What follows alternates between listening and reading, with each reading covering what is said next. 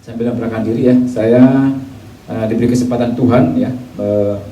Saya dan istri saya adalah dosen juga, dan dia dari psikologi, dokter.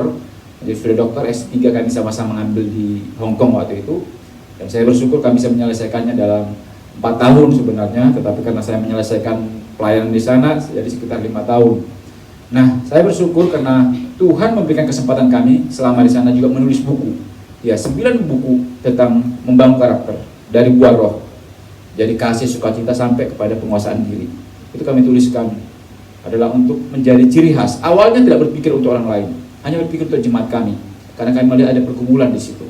Banyak orang yang tahu doktrin teologi yang tinggi, tetapi sulit untuk menerapkannya di dalam kehidupan sehari-hari. Nah, itulah membuat kami akhirnya berpikir bagaimana untuk membuatnya lebih sederhana. Kami bersyukur sudah ada staf yang menangani, dan itu sampai ke online sudah penjualannya, dan kami bersyukur. Ini kami tidak untuk bisnis. Kalau untuk bisnis bukan ini yang kami akan usahakan, karena ini kami cetak, percetakan kami sudah punya percetakan sendiri sekarang, bersyukur ya. Di percetakan ya, kalau Gembala Sidang saya lihat itu peralatan gereja begitu banyak ya. Makan dikit lagi di sana saya lihat ada ruang rekaman ya, studio ya. Jadi saya melihat ini masing-masing punya bagian masing-masing ya. Nah, 9 buku ditambah dengan 2 buku lagi profesionalisme dalam pelayanan, karena saya melihat seringkali ada orang yang punya hati untuk melayani tapi dia nggak tahu caranya. Nah, kami tuliskan juga itu. Bukunya tebal, saya sudah kasih kepada gembala kita. Lalu kemudian yang terakhir adalah buku luka-luka batin. Nah, saya melihat banyak jemaat itu ya, dan saya sendiri adalah orang yang terluka. Nah, saya menemukan itu, lalu kemudian apa jalan keluarnya? Saya sudah memberikan yayasan. Saya ingin ada panti asuhan, panti jompo. Karena saya melihat ada orang-orang yang tidak diperhatikan di masa tuanya. Dan suatu saat saya tidak punya anak sampai sekarang. Saya tidak tahu siapa yang akan memperhatikan saya. Oleh karena saya pikir saya akan mendirikan panti jompo dan panti asuhan. Itulah, bukan yang lain yang pikirkan ya. Bagaimana untuk bisa berbagi apa yang Tuhan berikan itu. Jadi bersyukur Tuhan sudah tanamkan ini nomor saya bisa, dan kami sudah punya website sendiri ya, www.bangkarakter.com ya. Ini memang kami usahakan bahwa kami menjadi bukan hanya berbicara saja di seperti ini tatap muka, tetapi kami ingin juga di media kami bisa menjangkau jiwa-jiwa. Ini yang disebut dengan misi ya. Lalu kemudian hobi memang saya membaca ya. Saya suka membaca memang. Kalau ke rumah saya ada satu kamar ya, itu adalah buku semua ya. Jadi itu anugerah Tuhan ya, anugerah Tuhan bagi kami ya. Lalu kemudian ini adalah saya sudah mulai lagi sekarang ada yang mengurus khotbah-khotbah saya itu mulai ditampilkan di YouTube ya, supaya lebih luas jangkauannya. Saya bersyukur ada yang sudah menangani ya, saya nggak bisa menangani sendiri lagi. Lalu kemudian ya, ini ada Facebook media yang saya kelola, dan ini saya bilang tadi buku saya yang nih profesionalisme dan luka batin. Nah, inilah yang kami kerjakan. Tuhan kasih. Tema kita hari ini, Allah adalah kasih. Mari kita coba sama-sama renungkan kebenaran firman Tuhan ya. Nah, kita akan membaca kitab kita di 1 Yohanes ya, 1 Yohanes 4 ayat 7 sampai 10. 1 Yohanes 4 ayat 7 sampai 10 ini masih dalam suasana Natal. Saya rindu kita membaca sama-sama di dalam setelah hitungan ketiga. 1, 2, 3. Saudara-saudara yang kasih, marilah kita saling mengasihi, sebab kasih itu berasal dari Allah, dan setiap orang yang mengasihi lahir dari Allah dan mengenal Allah. Barang siapa tidak mengasihi, ia tidak mengenal Allah, sebab Allah adalah kasih. Dalam hal inilah kasih Allah dinyatakan di tengah-tengah kita, yaitu bahwa Allah telah mengutus anaknya yang tunggal ke dalam dunia supaya kita hidup olehnya.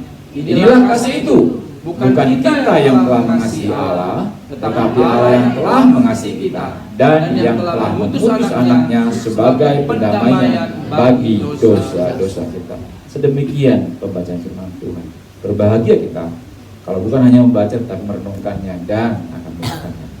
Saudara yang kasih Tuhan, apa sebenarnya arti dari Allah adalah kasih? Kalau kita hanya ucapkan begitu tanpa kita pahami dengan sungguh-sungguh, maka kita hanya sekedar mengatakan ya God is love, atau love is God. Bisa dibalik-balik. Tetapi apakah kita mengerti apa sebenarnya? ya daripada Allah adalah kasih. Sebenarnya firman tadi sudah membahasnya, ya. Kalau kita melihat sebenarnya dalam kehidupan sehari-hari, kalau kita ya dalam kehidupan sehari misalnya gini, coba ingat seseorang, lihat seseorang atau lihat yang ada di sini. Kalau kamu melihat dia, apa yang paling kamu ingat dari orang ini? Langsung sekilas saja. Kadang-kala kita melihat, wah dia orangnya gembira, wah dia ini orangnya suka berterima kasih, wah dia orang ini suka minta maaf. Nah, kalau minta maaf itu suka minta maaf itu agak bermasalah ini ya sedikit ya. Nah ini orangnya, oh dia ini orangnya suka memberi, oh ini agak baik nih. Kesan kita terhadap seseorang itu langsung dengan mudahnya akan muncul di pikiran kita. Itu bisa terjadi. Kalau kita melihat matahari, apa yang langsung kesan kita muncul kalau kita melihat matahari? Panas ya, langsung itu. Jadi suaranya bisa pakai paduan suara ya, panas gitu ya. Nah hal yang sama lah yang sebenarnya sedang dibicarakan. Kalau kita mau ngomong tentang Allah, apa yang paling pertama kita ingat? Seharusnya begitulah. Tetapi orang-orang di sana, di luar sana, beragama lain tidak melihat Allah yang seperti itu. Itu masalahnya. Kenapa hal ini penting? Kenapa Allah adalah kasih itu penting? Tadi saya melihat melayani di tempat seperti ini ya. Sekarang ini sudah bisa antara mimbar ini dengan jemaat itu tidak ada kayak batas ya. Ini soal tinggi ini bukan batas ya, maksudnya saya bisa saja turun misalnya. Kalau dulu kan ada tirai untuk membatasi begitu. Tetapi di agama-agama lain, jangankan seperti ini dulu laki-laki perempuan ya. Di agama lain perempuan tidak boleh duduk bersamaan dengan laki-laki. Di sana akan terlihat sekali bahwa Allahnya adalah Allah yang penuntut. Ketika dia mengingat Allah, yang dia ingat apa? Kewajibanku sudah saya lakukan belum? Iya loh. Ada orang-orang di luar sana begitu. Dan saya melihat gereja pun ya terpengaruh. Jangan berpikir bahwa ada orang-orang yang tidak ke gereja karena dia sebenarnya malas, bukan.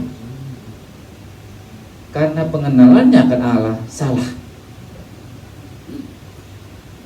Ada orang sekarang yang tidak ke gereja lagi karena dia takut kepada Allah.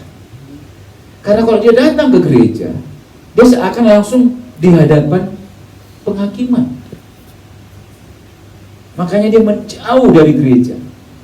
Bukan karena terluka kepada jemaat di situ atau kepada gembala di situ, tetapi karena dia melakukan sesuatu kesalahan yang dia tahu salah dan orang lain mungkin tidak tahu. Dia tahu dan dia berhadapan dengan kata Tuhan saja, dia sudah ketakutan. Ini menjadi permasalahan. Di Hong Kong, ya, pergumulannya bukan pergumulan antara bagaimana menjelaskan dari agama Kristen kepada agama lain. Pergumulan kami di sana adalah menjelaskan daripada agama Kristen kepada orang yang tidak beragama. Karena di sana banyak yang tidak mau beragama lagi. Karena ketika bicara tentang Allah, Allah itu seakan nanti mengatakan, waduh, saya udah capek-capek kerja. Ketika ngomong Tuhan, nanti saya harus kasih persembahan. Ya, tidak agama Kristen itu. Agama lain juga begitu. Jadi ketika ngomong Allah adalah kasih, oh itu sangat penting. Sangat penting. Sangat penting, saudara. Allah adalah kasih itu bukanlah sekedar dikatakan sebagai supaya ada tertulis di dalam Alkitab, bukan. Karena ketika berbicara tentang Allah adalah kasih, di situ ada pertama, itu adalah dikatakan sifat Allah yang paling kita dengar. Sifat Allah. Oh, Allah itu kasih adanya. Tetapi lebih daripada itu adalah apa? Identitas Allah. Oh, saya coba bicara sedikit tentang hukum logika. Bisa jadi kita pernah mendengar atau belum. Kita sering sekali berbicara, kamu ngomong gak logis, logikanya gak ada. Tapi pernah kita tahu enggak hukumnya seperti apa? Saya kalau ngajari mahasiswa, bicara di awal perkuliahan selalu saya ajarkan ini supaya sama hukumnya. Karena kalau nggak sama nanti bisa bermasalah gitu. Nah, hukum logika itu memang sebenarnya sudah ditemukan loh, jauh ya, sekitar 2000 tahun ya, hampir 2300 tahun yang lalu ya. Itu ini seorang yang sangat terkenal, Aristoteles itu filsuf. Dia itu orang filsuf, itu adalah orang yang mencintai, ya, mencintai kebaikan, mencintai kasih, dari filo, ya. Nah, orang ini, ya, membuat 4 hukum. Sederhana saja, 4 hukum ini sebenarnya kita sudah tahu sebenarnya dalam kehidupan kita. Satu adalah prinsip identitas. Makanya kenapa saya harus mengajarkan ini, karena kita harus mengetahui selalu tentang identitas. Itu penting sekali.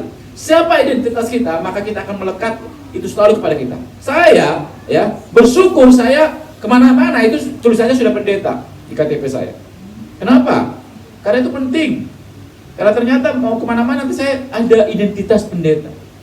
Bukan juga dipakai begini. Seringkali dulu, ya, ke toko nanti bilang, oh Pak, kasihlah kan saya pendeta. Itu salah. Itu bukan itu maksudnya. Tetapi yang dimaksud adalah ketika orang lihat pendeta di imigrasi gitu, dia kan hormat begini kan. Tetapi jangan sampai hormat begini kita sewenang-wenang gitu ya. Justru harus menjaga, ya. Saya selalu melihat itu identitas. Identitas itu adalah hukum pertama. Lihat ya. Ketika Tuhan ngomong tentang identitasnya siapa, itu penting sekali ternyata. Ketika Musa akan menyelamatkan umat Israel, yang pertama ditanyakan oleh Musa apa? Identitas. Siapa nanti kamu sebut? Ya Tuhan, kepada umat itu. Karena identitas itu ternyata hukum pertama yang penting di dalam logika. Logika berpikir itu identitas. Apa hukumnya? Hukumnya adalah begini. A sama dengan A. A sama dengan A. Saya bertanya. 10 tambah 10 adalah 20. Itu benar. Tapi kalau saya bilang 100 bisa enggak? Hah? Saya bilang 0 bisa enggak?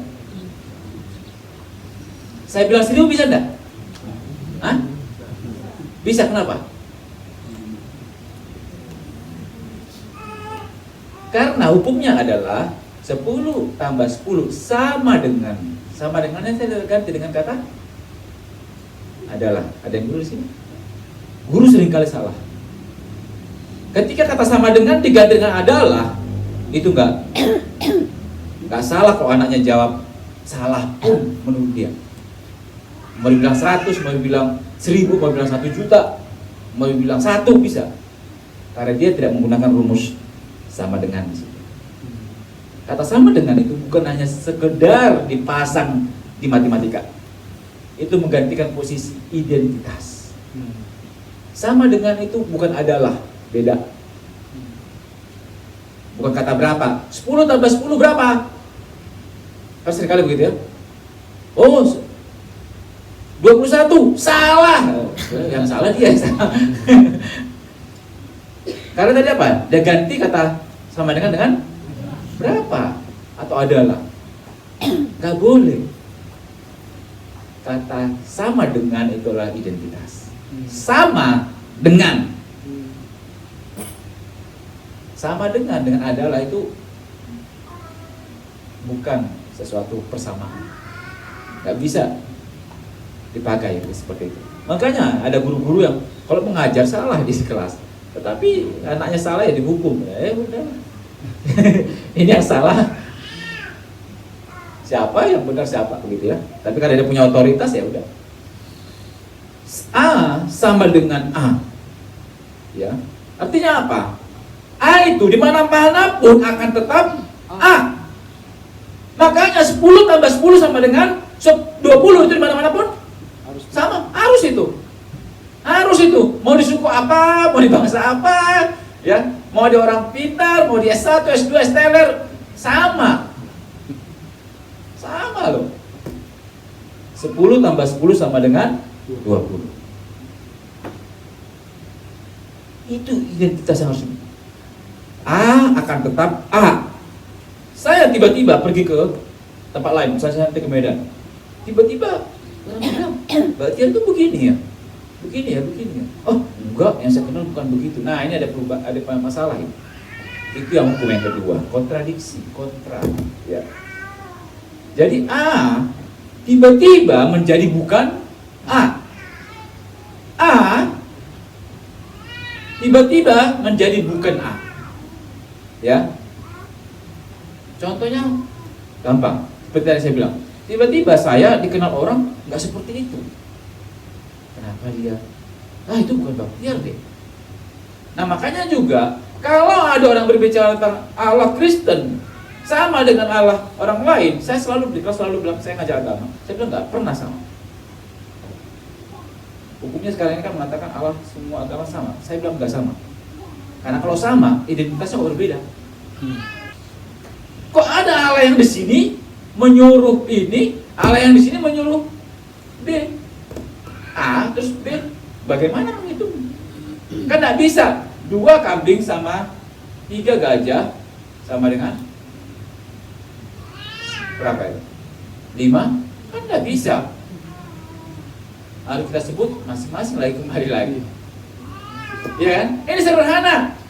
Ya, SD sekolah sederhana ini gitu. Nah, demikian juga Bapak Ibu kasih Tuhan. Hukum yang kedua adalah kontradiksi. Kalau ada bermasalah, oh ini bukan ini. Bukan ini. Makanya kadang-kala ada jemaat juga. Yang kalau di mimbar dia dengarkan dulu sebelum apa, dokter dia dengar salah. Aduh, kok beda ya gitu. Nah, hal seperti ini ya. Jadi A jangan tiba-tiba menjadi bukan A. Itu nggak boleh. Itu kontradiksi yang kedua. Hukum yang kedua. Hukum yang ketiga adalah prinsip salah atau benar. Jika ada A dan tiba-tiba bukan A, maka pasti salah satunya benar. Salah satunya benar. Orang Indonesia, kamu mau ini atau ini? Kira-kira jawabannya apa? Iya. Kalau bisa dua-duanya. Jadi Indonesia nggak pakai atau, tapi pakai dan. Ya, dan itu filsafat timur. Semua orang timur, orang Tiongkok ya, orang Batak kah itu, orang Jawa kah itu, orang apa, pokoknya masih orang-orang Asia begini. Itu pokoknya kalau ditawarkan sesuatu, kalau bisa pakai kata dan, jangan atau. Ya, ya itu. Pokoknya sesuatu yang menguntungkan bagi dia kalau bisa ini dan, jangan pakai atau. Tetapi sebenarnya dalam hidup ini ada yang harus atau, memilih salah satu. Jadi kalau kita mendengar ada informasi A dan tiba-tiba si A ini di informasi lain berbeda, ini pasti ada sesuatu yang salah ini. Yang mana yang salah? Nah itu perlu nanti hukum yang lain. Hukum yang keempat, ini perlu yang hukum yang keempat. Kenapa? Karena hukum yang keempat adalah jika ada perubahan dari A menjadi bukan A, maka perlu ada penjelasan. Perlu penjelasan. Kadang-kadang orang tua itu selalu pokoknya, Mah, kenapa? Kemarin kan bilang nggak apa-apa. Kok sekarang apa-apa? Sudah ikutlah. Nah, anak-anak itu bingung itu. Karena anak-anak sebenarnya secara tidak sadar dia sudah bermain di logika, terbentuk logikanya dari kecil. Nah, kalau anak-anak sering tidak dijelasin, logikanya tidak akan terbentuk. Karena dia harus perlu penjelasan. Ketika ada perubahan, dia perlu penjelasan. Ketika ada perubahan, dia perlu penjelasan. Nah, oleh karena itulah ya. Pentingnya apa? Identitas Allah. Allah adalah kasih. Itu sangat ditekankan. Ini membedakan Allahnya orang Kristen dengan Allahnya yang lain-lain. Bedakan kata kasih dengan kata takut. Pernah mengerti? Agama-agama lain didirikan ibadahnya, kepercayaannya, imannya didirikan di atas kata takut. Tetapi kekristenan itu dibangun di atas kasih. Apa perbedaannya? Contoh sederhana adalah suami istri. Contoh sederhana suami istri. Suami istri yang relasinya dibangun dengan rasa takut itu akan berbeda dengan relasinya dibangun dengan rasa kasih. Perbedaannya di mana? Ketika seperti saya pergi jauh begini dari istri saya kan kayaknya single, saya kayaknya sendiri kan. Kalau saya copot misalnya ini kan orang nggak tahu, ya. Kalau saya takut sama istri saya pergi jauh-jauh begini bisa melakukan apa yang tidak dia ketahui kan.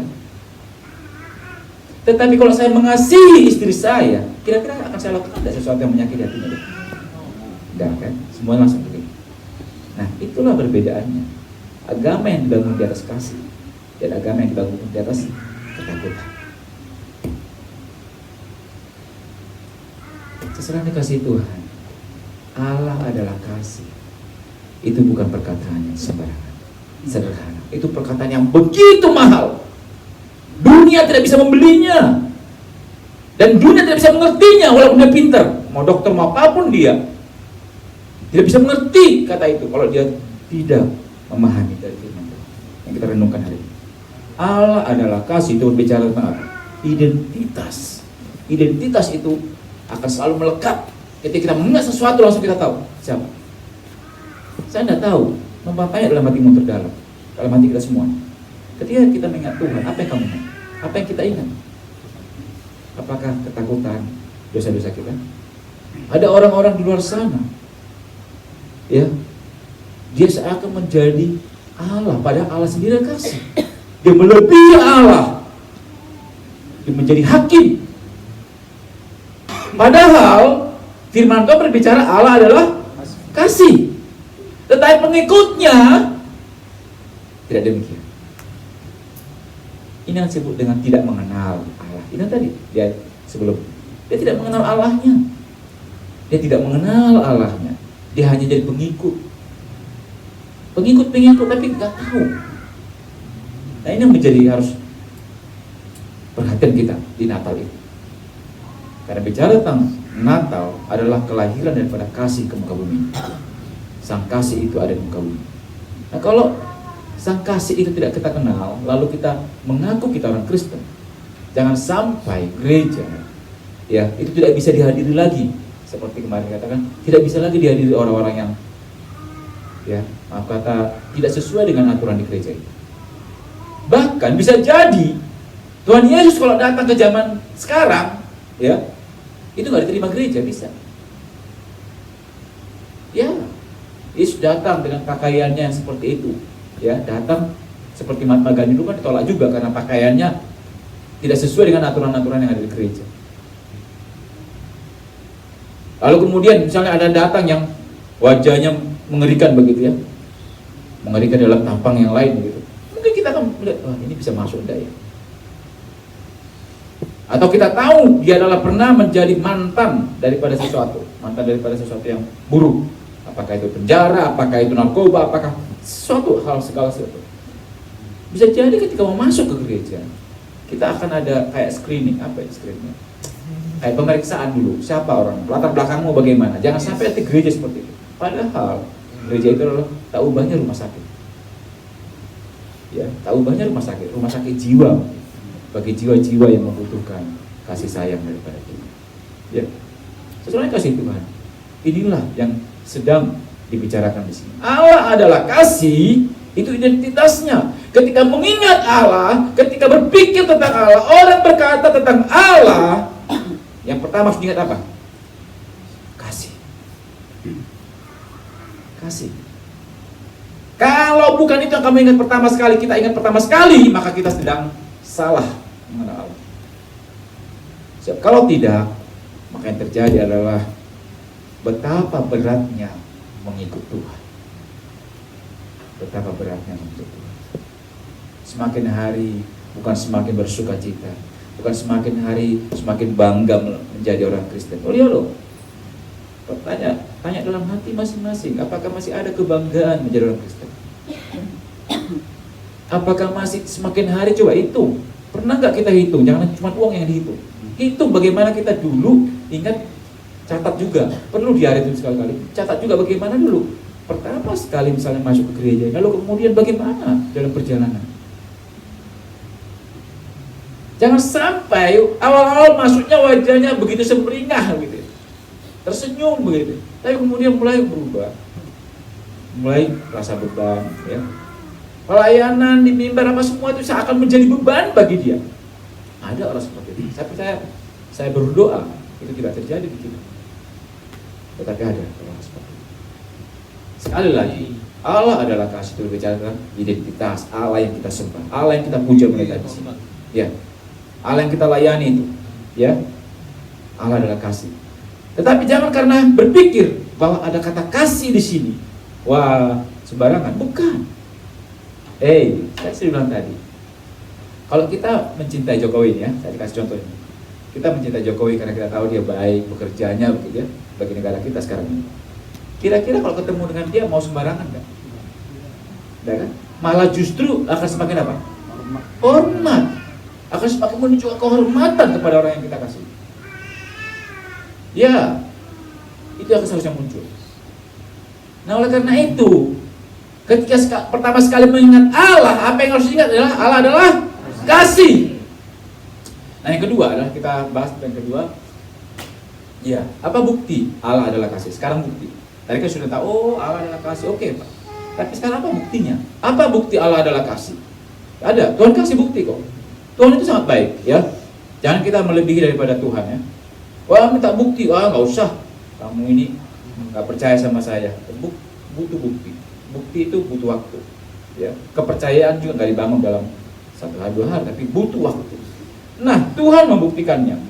Dikatakan di ayat 9, dalam hal inilah kasih Allah dinyatakan atau dibuktikan. Apa itu? Di tengah-tengah kita, yaitu bahwa Allah telah mengutus anaknya yang tunggal ke dalam dunia supaya kita hidup olehnya. Inilah kasih itu. Apa? Bukan kita yang telah mengasihi Allah, tetapi Allah yang telah mengasihi kita dan yang telah mengutus anaknya sebagai pendamaian bagi dosa-dosa kita. Dan saya langkah ketiga supaya karena saling berpautan. Jadi Tuhan sudah membuktikannya tadi. Apa? Dengan mengaruniakan anaknya yang tunggal. Mengaruniakan anaknya yang tunggal. Saya kasih contoh. Kita lihat ya, pertanyaan ketiga ini. Apakah penting kasih Allah itu bagi saya? Itu. Karena kadang-kadang kenapa? Saya langsung langkah ke sini. Karena gini, Allah sudah membuktikan. Belum ke sini. Ya, Allah sudah membuktikan, ya. Misalnya Allah sudah membuktikan kepada orang lain, Allah itu kasih, iya. Tapi kadang-kala kita sendiri perlu bertanya, apa pentingnya kasih itu bagi saya? Apa pentingnya kasih itu bagi saya? Apa pentingnya? Itu kadang-kala gini loh. Orang-orang manusia itu tidak salah kalau berpikir diri sendiri. Ego itu tidak salah, tetapi kalau egoisme itu menjadi sesuatu yang salah. Memperhatikan diri sendiri itu penting. Kenapa? Kasihilah sesamamu seperti dirimu sendiri. Orang yang tidak bisa mengasihi dirinya tidak bisa mengasihi orang lain. Jangan berpikir untuk mengasihi orang lain engkau mau mengingkari kasih terhadap diri sendiri. Oh, itu nggak boleh. Makanya firman Tuhan itu nggak sembarangan. Orang yang tidak bisa mengasihi orang lain adalah orang yang tidak mengasihi diri sendiri. Jadi kalau ada orang yang tidak bisa mengasihimu, pertanyakan, oh dia sendiri memang belum bisa kok mengasihi dirinya sendiri. Ini penting. Kenapa? Karena ini akan berpengaruh nanti di dalam keluarga, di dalam pacaran, dalam hal. Oke. Apakah penting kasih Allah itu bagi saya? Mungkin akan dengan mudah kita menjawab penting. Tapi coba saya, apa pentingnya? Apa pentingnya? Apakah hanya berbicara tentang keselamatan? Oh, saya perlu selamat. Oke. Apakah hanya itu? Apa pentingnya? Coba kita lihat. Nah, semakin dalam kita akan mengerti. Ya, saya akan putarkan satu video. Minta tolong diputarkan. Ini ada seorang yang terjebak di pasir. Ya.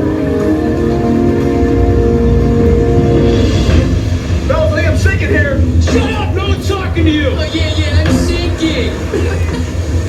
I'm not kidding, I'm singing! Help!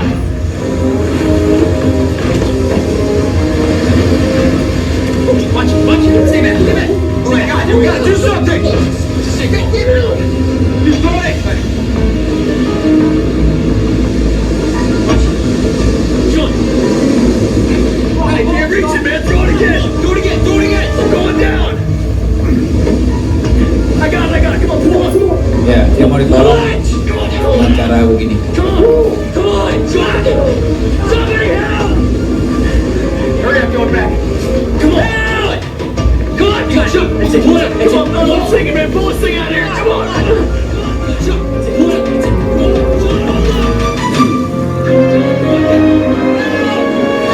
Hey, can you get lifeguard or call 911? Please hurry, it's an emergency.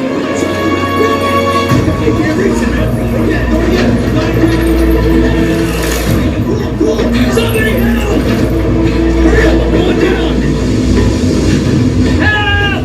Come on, Sean, you gotta grab it! I can't reach it, man. Throw it again!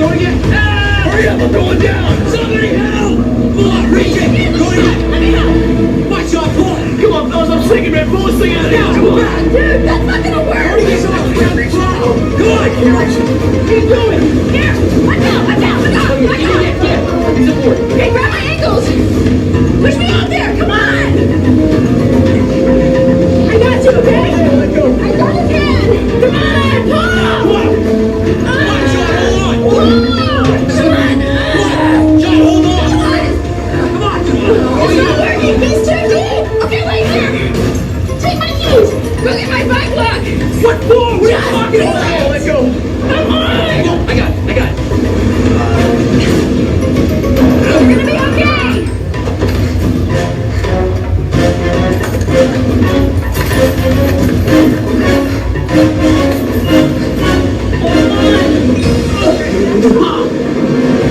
Hold on. Where is he? I got it. What do you want me to do? Hurry up. Put that tubing off there. Toss it to me. You're gonna be okay. Dude, hold me. It's slipping. Just hang in there, Sean. Here you go. Here, take. Put this in your mouth so you can breathe. Hold it. Don't let go. Don't let go. Oh, don't let go. No. Hold it. I'm gonna get him out. No. We're gonna be okay.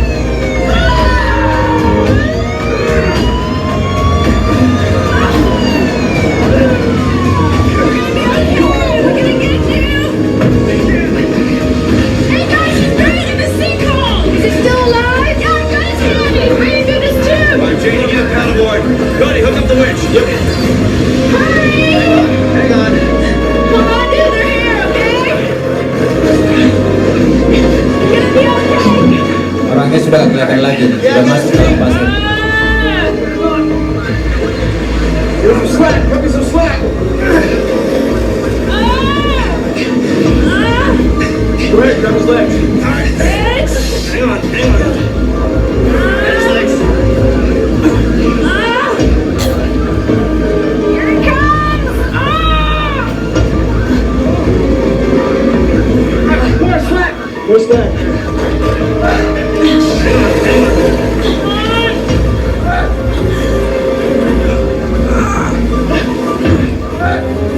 It's coming, hold on, man! Come on. Okay, he's on. Pull you. You got him?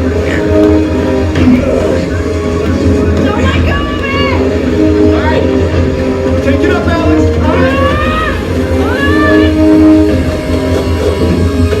Breathe through it! Iya.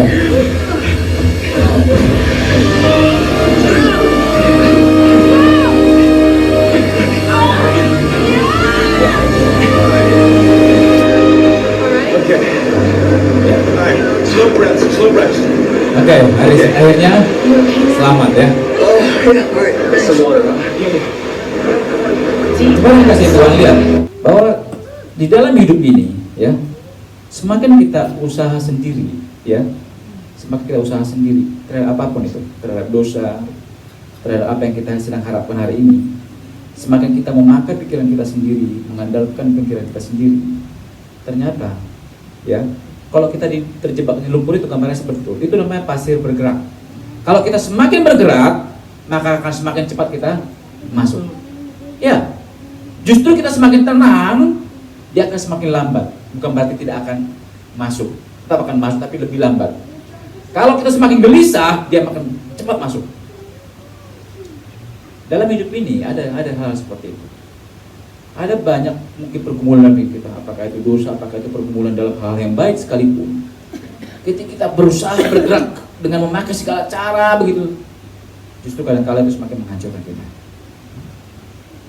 Semakin menghancurkan kita. Dalam hal dosa juga ada dosa kecil pun yang kita usahakan dengan diri sendiri. Coba pahami diri sendiri, nggak usah sebutkan, tapi dalam hati pikir. Apa yang selama ini yang kita sedang kumpulkan, semakin kita usahakan dengan pikiran kita, dengan kemampuan kita, dengan kata-kata orang, justru semakin kita gagal. Ya, ini bukan hanya pesan kepada siapa, kepada diri saya sendiri dan kepada keluarga saya juga. Ya, pesan ini penting. Ya, keadaan urgent, keadaan penting. Kapan, ya, dalam masalah apa, itu mempengaruhi siapa yang akan diutus untuk menyelesaikan masalah. Misalnya di Indonesia, kapan harus diutus itu Luhut Panjaitan untuk menyelesaikan sebuah masalah? Kalau masalahnya sudah penting, sangat penting. Mungkin yang lain-lain akan diutus. Lalu kapan harus sampai akhirnya Presiden Jokowi harus turun? Itu kalau sudah sangat genting sekali, sudah sangat penting sekali, di atas paling penting. Kalau kita baca ya, kita lihat kisah ini juga ini ya, kisah ini. Kalau kita lihat orang ini akhirnya datang itu yang menyelamatkan itu adalah orang yang paling tahu, yang tadi bagian rescue memang. Share-nya istilahnya. Kenapa? Pertanyaannya adalah kenapa Yesus harus turun ke dunia Natal ini? Kenapa? Karena keadaan kita, keadaan dunia sudah sangat berbahaya, sudah sangat urgent, sudah sangat penting sekali. Kenapa dia harus turun? Kadang-kadang kita hanya berpikir Natal itu hanya ada dalam sejarah, tetapi kita tidak berpikir kenapa dia harus datang. Kita hanya berpikir bahwa karena dosa, tetapi apakah nggak bisa dia selesaikan dari langit saja berkata, udah selesai dosamu diampuni. Kenapa harus datang? Kenapa harus datang? Anak-anak bermasalah berkelahi. Apakah cukup seorang ayah berkata, "Hei, kalian berhenti"? Atau ibu berkata, "Berhenti"? Atau papanya datang lalu mamanya datang? Mana lebih akan mungkin memberhentikan pertengkaran itu? Kalau dia datang. Kehadiran. Itu pentingnya Yesus datang. Lalu kenapa dia harus datang? Karena tidak ada lagi yang bisa menolong di tengah-tengah keadaan seperti tadi. Banyak orang, kita sendiri, anak-anak kita, suami kita kah, pasangan kita kah, pacar kita kah, siapakah orang itu, sedang dalam keadaan seperti tadi. Dia akan masuk dan semakin masuk dan semakin masuk. Dia semakin berusaha dengan usahanya. Kalau bukan karena kasih Tuhan, maka orang itu tidak akan pernah bisa berhasil. Makanya saya berkata, kalau ada yang mencari pasangan hidup, jangan berpikir nanti setelah menikah baru saya akan jadi seiman. Jangan. Sebelum menikah dia harus seiman. Kenapa? Karena yang bisa menolong dia hidup benar adalah siapa? Tuhan, bukan dirinya. Mau dibuat CCTV banyak ya untuk pasangan kita, pasti akan ada banyak cara untuk dia melakukan segala dosa. Dalam dunia ini juga, kalau kita mengandalkan diri kita untuk menolong orang-orang kita, jangankan diri sendiri seperti tadi ya, dia nggak bisa menolong diri sendiri, dia ingin menolong lain, nggak mungkin, nggak sadar orang itu. Makanya dia butuh Tuhan dulu. Dia butuh percaya dengan sungguh-sungguh dulu Tuhan. Jangan mengharapkan suamimu atau pasanganmu atau siapapun itu dia bisa percaya dengan sungguh-sungguh pada Tuhan kalau kita sendiri belum percaya. Ingat di pesawat tuh ada bawa anak, apa dikatakan? Pakaikan dulu. Iya, pakaikan dulu maskernya atau pelampunya kepada diri sendiri, baru kepada anak kita. Jangan dipikir kebalik, ke anaknya dulu baru ke dia. Enggak. Sering kali orang Indonesia berpikir sepertinya mulia, tapi itu nggak benar. Ini saya lakukan untuk kepentingan dia, untuk kepentingan keluarga aku. Salah. Dirimu sendiri udah kamu pikirkan belum? Gak mungkin dia bisa memikirkan keluarga kalau diri sendiri nggak dipikirkan. Karena kasih itu juga harus mengasihi sesama seperti diri sendiri. Nah, saudara kasih Tuhan urgent, sudah sangat begitu urgent, makanya Tuhan harus turun dalam Natal. Ya. Dan kenapa dia harus turun? Karena tidak ada yang bisa. Betul. Tidak ada yang bisa. Kalau ada yang bisa maka akan diutus. Dan yang digunakan adalah anak yang tunggal. Karena saya berjanji anak yang tunggal. Kenapa anak yang tunggal? Kalau ada, lihat film-filmnya, saya cerita dulu. Kalau ada misalnya itu mau dibunuh, diancam. Kalau diri dia sendiri yang diancam, kira-kira orang ini akan mau tidak mengikuti si pengancam? Dirinya yang diancam? Tidak. Tapi kalau salah satu orang yang dikasihinya diancam, kemungkinan dia akan mengikuti si pengancam. Apalagi adalah anaknya. Dan anaknya itu hanya satu-satunya. Wow, itu berat. Pasti dia akan ikuti si pengancam. Itulah pentingnya kata-kata di situ, anak yang tunggal. Anak yang tunggal. Perhatikan Bapak Ibu Saudara kasih Tuhan. Kadang-kala untuk diri sendiri kita masih tega, enggak apa-apa lah kalau gitu. Tetapi orang yang kita kasih dan Tuhan memberikan anaknya yang tunggal kepada kita. Oleh karena itu saudara kasih Tuhan, mengapa tadi Pak? pentingnya dirimu. Hargamu seharga berapa? Kadang-kala anak-anak muda nggak tahu harga dirinya. Kenapa? Karena dia tidak tahu bahwa harganya adalah seharga dari anak tunggal pemilik dunia ini. Anak tunggal pemilik dunia ini. Itulah yang sedang dipertaruhkan di kedatangan Tuhan Yesus ketika ini.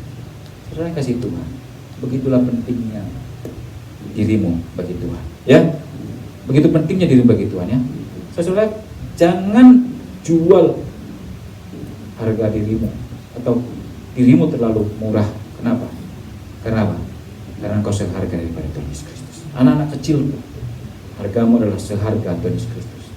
Jangan hanya berpikir, saya hanya lulusan ini, orang tua saya begini, saya keadaan saya begini, rupa saya begini. Lihat siapa di belakangmu, siapa yang sudah menggantikan Tuhan Yesus Kristus. Oleh karena saudara kasih Tuhan, seberapa penting kasih Allah bagimu adalah, saya percepat, adalah seharga daripada tadi Tuhan Yesus Kristus. Ini sebenarnya saya tadi ceritakan bagaimana cerita tadi itu sudah ada di dalam Alkitab. Di dalam Mazmur dikatakan, ia mengangkat aku dari lubang kebinasaan. Jadi bergerak makin masuk, kita makin bergerak, makin usaha sendiri. Kita pikir kebaikan kita bisa, kita pikir segala ibadah kita bisa, menyamakan tidak bisa. Semakin masuk justru. Tetapi ketika Tuhan mengangkat, baru dia bisa berbuat baik. Orang Kristen melakukan baik bukan untuk mendapatkan keselamatan, tetapi karena sudah mendapatkan keselamatan, maka dia berbuat baik. Sepertinya tipis, itu sangat jauh. Logikanya itu gak nyambung. Iya, gak nyambung itu. Tapi sepertinya tipis, tidak, itu sangat jauh. Karena buktinya adalah, kalau engkau melakukan segala sesuatu karena untuk mendapat keselamatan, maka yang terjadi apa? Hitungan. Melayani Tuhan hitungan. Hitungan. Tetapi kalau sudah menyadari bahwa dia diselamatkan Tuhan, baru dia melayani, itu berbeda sekali. Dia akan berkata, tidak pernah bisa lunas kubayar. Tetapi kalau orang yang hitung-hitungan, dia akan berkata, Tuhan, kemarin kan sudah datang saya ke gereja, kan hari ini nggak datang, apa? Perbedaannya di sini. Setelah kasihan, Allah adalah kasih itu penting. Saya mengatakan kepada, bukan karena saya pendeta supaya kalian datang ke gereja, bukan. Karena memang Allah adalah kasih itu penting dalam hidup kita. Kenapa? Karena orang yang mengasihi itu berbeda dengan orang yang takut akan Tuhan. Oleh karena itu, saudara kasih Tuhan, lihat, ini yang terakhir. Untuk apa semuanya itu? Percayalah, pernyataan di sini yang kuning. Tuhan yang akan menempatkan kakimu. Supaya apa? Supaya jangan jatuh ke dalam lubang yang sama. Seringkali kita bisa jatuh dalam lubang yang sama. Apa yang pernah terjadi di masa lalu? Ya, Tuhan saja tidak mau membuat dia jatuh ke dalam lubang yang sama. Oleh karena itu jangan juga dilihat orang lain juga. Jangan selalu nilai orang lain dari masa lalunya. Mati, kepada kasih Tuhan. Karena tidak ada orang yang sempurna di masa lalu. Dan jangan nilai dia. Nilailah Tuhan yang sudah menolong dia. Dan Tuhan akan mengampukan dia. Tidak akan jatuh ke dalam lubang yang sama. Kalau kasih Tuhan, percayalah. Itulah pentingnya kasih Tuhan. Kalau tidak ada kasih Tuhan seperti itu, maka tidak ada gunanya hidupnya. Hidup ini adalah seperti, maaf saya gunakan kata ini, seperti anjing yang dibesarkan, tapi Natal akan dipotong. Seperti babi sekarang yang ketakutan. Kalau di Natal, kenapa? Dia akan dibesarkan, dikasih makan enak, tapi akan dipotong. Banyak orang tidak sadar di muka bumi ini, dia menikmati kenikmatan dunia ini, sebentar lagi akan masuk ke pembumi hangusan. Iya, tetapi bersyukurlah pada Tuhan. Oleh karena itu, jangan pernah berhenti untuk mengingat Allah adalah kasih. Mari sama-sama kita katakan dengan suara. Dan itu kayak memperkatakan kepada diri sendiri. Allah adalah kasih. 1, 2, 3. Allah adalah kasih. Ya, selalu katakan kepada dirinya. Pagi-pagi katakan Allah adalah kasih. Dan itu akan merubah dirinya. Merubah cara kita mencintai Tuhan. Ya, Tuhan berkati kita semua. Mari kita berdoa.